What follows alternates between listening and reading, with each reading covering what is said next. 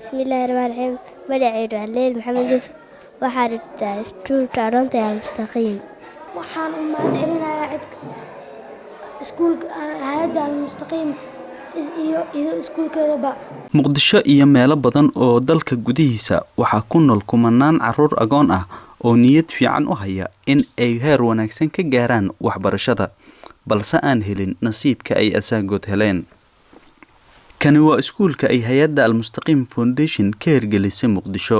waxa ay ugu talagashay in ay dhinaca waxbarashada ka taageerto caruurta agoonta ah ee qoysaskoodu aanu awoodin in ay ka bixiyaan qarashka waxbarashada. qaar ka mid ah agoonta muqdisho ayay almustaqiim foundation isku hawshay in ay waxbarasho bilaash ah siiso iyadoo agabka ay wax ku baranayaan iyo dareyska ay xiranayaanba ka kaabaysa. si gaar ah ayaa caruurtan loogu diyaarinayaa in ay bartaan diinteenna suuban iyo dhaqanka wanaagsan ee Soomaalida. tirada guud ee ardayda dhigata iskuulkan iyo heerarkooda, xilliyada waxbarashada, manhajka wax lagu barayo iyo tayada barayaasha iskuulka uu haysto waxaa ka waramaya Cabdirashiid Cali Xasan oo ah agaasimaha hay'adda almustaqiim foundation. iskuulka arkayso almustaqiim wuxuu hoos tagaa hay'adda almustaqiim oo ah hay'ad qeyri ah oo ka shaqeyso howlaha samafalka ah. marka hay'adaas oo almustaqiim yiraahdo ayaa sanadkan waxay hirgelisay iskuulka almustaqiim oo runtii loogu talagalay in ay wax ku bartaan caruurta agoonta ah iyo waliba kuwa danyarta ah. marka hadii aan su'aashaada u soo laabto, iskuulku waa iskuul cusub, waa iskuul nidaami ah oo 5 maalin shaqeeyo. waxaa hadda joogto waxaan ugu talagalnay sanadkan in 160 arday oo agoon iyo iskugu jiro danyarba inaanu wax ku barno ilaa 160 arday. marka heerarkoodana waxay kala gaarayaan galaaska 1 ilaa galaaska 6 ayay kala yihiin. amaasan tahay marka xilliyada ka hadlayno kale laba u kala qaybinaynaa. xilliyada caadiga ah oo maalmaha oo maalinlaha oo kale ardaydu waxay soo galaan horta iskuulka labada gelin buu shaqeeyaa, gelin hore iyo gelin dambe. xilliyada kale waxaa jiro xilliyada waxbarashada la dhaho oo sanad dugsiyeedka laba xilli ayaan ugu talagalnay sida caadiga oo iskuulaadkana ay tahay. sanad dugsiyeedka xilligiisa 1 Agoosto ilaa wuxuu ku egyahay December, kadib fasax yar la galaa 15 maalin camal ah. haddana waxaa bilaabanayo sanad dugsiyeedka xilligiisa labaad oo bisha Janaayo ilaa Maarso ah. manhajka ardayda anaga wax ku barno waa manhajka dawladda. marka manhajka inkastoo wareer badan uu ka taagan yahay dalkeena guud ahaan, laakiin anaga manhajka dawladda wax ku barnaa waliba galaaska 1 ilaa 4. afka aan manhaj ku barno waa afka Soomaaliga. macallimiinta dugsigan oo dhalinyaro u badan qayb ka mid ah waqtigooda ayay ku bixiyaan in ay caruurtan agoonta ah wax baraan halka qaybta kale ee waqtigooda ay iyagu jaamacada dhigtaan. waa qaab la jeclaysan karo hanaanka ay u maraan waxbarista caruurtan maadaama ay agoon yihiin iyo sida ay ula dhaqmayaan marka ay dhex taagan yihiin macallimiintan. macallimiinta aad ayay ugu celceliyaan cashirada si ay caruurtan dhammaantood u fahmaan. shalay waxay ahayd halahan 4 lagu daray iyo 3 lagu daray 2. waxaa ku soo ziyaadinay hal xaraf oo ah 2 lagu daray 3. tiirarka uu leeyahay islaamka ayaan baranaynaa maanta. buugiina manay kala furno. okay, sharaxaadaan gelaynaa. qawaa'idul islaam macnaheeda waxa waaye tiirarka islaamka. ثبت في الحديث الصحيح ayaa waxa laga wariyay aan rasuulillaah sallallahu alayhi wasallam ayaa laga wariyay annahu qaala wuxuu yiri bunayal islaamu tiirarka islaamka ala 5 waaye. inkastoo iskuulkan almustaqiim foundation ay jiraan waxyaabo badan oo uu ku guuleystay intii uu dhisnaa oo la xiriira tacliinta agoontan, haddana waxaa muuqata in weli baahiyo ay jiraan iskuulka iyo ardaydaba ay qabaan. sidoo kale mustaqbalka dhow halkee buu higsanayaa iskuulkan? waa kan Cabdirashiid Cali oo ka waramaya. waxaan ku guuleysanay in la caruurta ugu talagalno oo aan diyaarino 160 ilaa 170 oo agoona inay noo joogaan oo aan wax barno.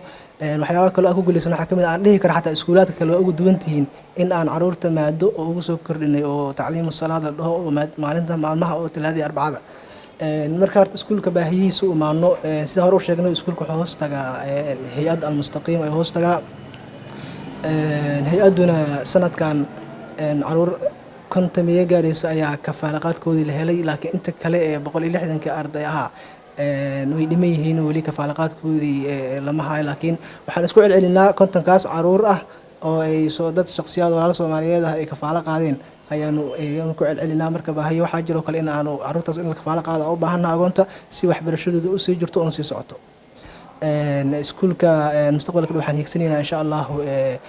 ujeedooyinka u furan ay ka mid tahay in maxaan ku idhaahdaa caruurta agoonta ah oo si hagar la'aan inaan wax u barno oo waxbarashadu aad ugu fikirno maadaama ay caruur ay agoon yihiin sidoo kale kuwa danyarta iyagana waa la mid aad ayaan ugu fikirnaa waxaan higsanaynaa insha Allah tacaala maadaama hadda galaaska 6aad ay ku eg tahay heerarka hadda ku bilownay in aanu ka sii siiyaan sanado soo insha Allah agoon fara badan aan qaadano ka bacdina ilaa heer dugsi sare u gudubno markay waxbarashadu ta sare dhameystaan waxaan ka fikiraynaa mustaqbalka in heer jaamacad iyo waxaas aan soo raadin insha Allah tacaala waxaan rajaynaynaa al-Mustaqim University inaan furo doono idan insha Allah waxa qarasha ardada laga qaado ma jiraan sida hore u sheegaba kontomiyadaas oo la kafaalo qaaday ayaanu ku celcelinaa inta kale oo 160 kaas oo ardada dhigato waan rajaynaa insha Allah tacaala carruurta kale in aanu heli doono laakiin waxa qarasha oo laga qaado ma jiro waliba qarashka iskuulka iska daay waxaanu siinaa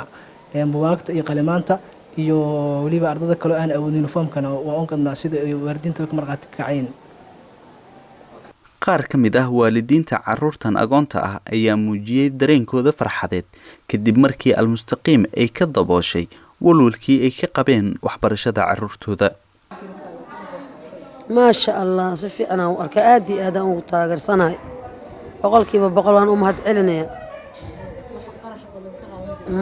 ما يوحقرش لقى قاضي مجرت الحمد لله هذا ومهد علينا قلت أنا أيدي قد تصدحني قبل هذا اللي متهرب الشيء رجل وين آبن مقام خوي المقام أيده أنا سوكر صد أنا هاست تنوير نشان صنع يجرتا كل معلمين تأسيا وحسن أسكول كأسيا أنا وحنا قط مال aad iyo aad boqolkiiba boqol uga faa'iideystaan sida noo garab qabtay oo noo saacidshay haddana waan ka codsanaynaa inay qof alla qofka waa u mahadcelinayna wixii wax noo soo qabta oo noo saacidiyo ma awoodin mana awoodi karin mana haysan saas awgeed haday waa saacidin baan ku helnay qoladan ku helnay khayr Allah siiyo iyagana Allah siiyo dhowna Allah siiyo saddex ayaa ii dhigata waxaa ii dhigta Abuukar Saciid Ali Saciid Saam Saciid xilliga salaada marka la gaaro ayaa dibadda loo soo fasaxaa carruurta si ay u wada tukadaan dhammaantood sidoo kale waxaa la siiyaa daqiiqado kooban oo ay ku ciyaaraan kuna cunteeyaan si aysan u dareemin caajis inta ay halkan joogaan mararka qaarna dhexdooda ayaa ismadadaaliya Soomaaliya tooso isku tiisadaye habatiina taatarane taakeera walikiine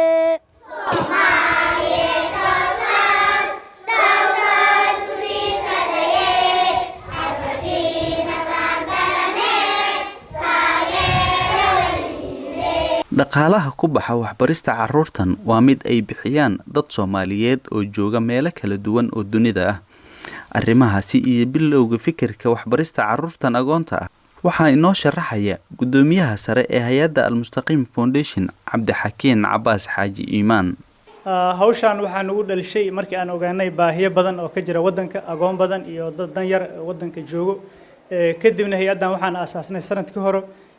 xilligan hadda aan joogno sanadkaana waxaan sameynay iskuulkan hadda aan joogno al-Mustaqim Primary School loo baxshay oo ay maalgeliso hay'adda al-Mustaqim Foundation taas ayaan ugu dhalisay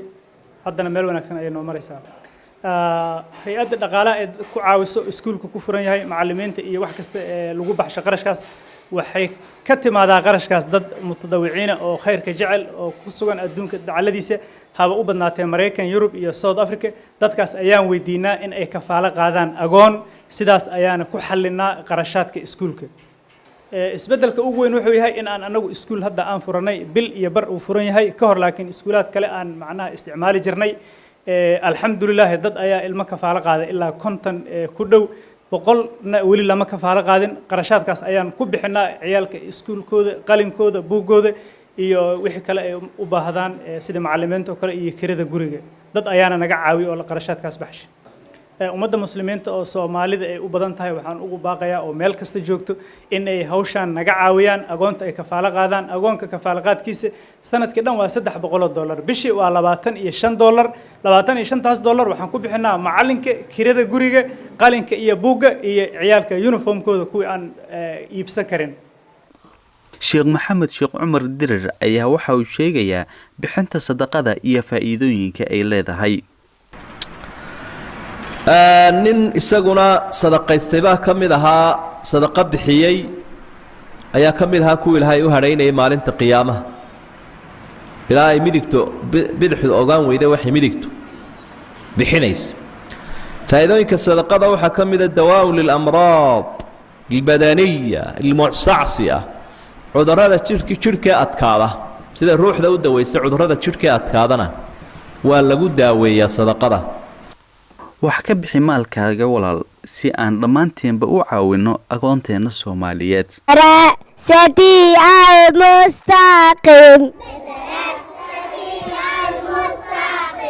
نجوت من أمياتي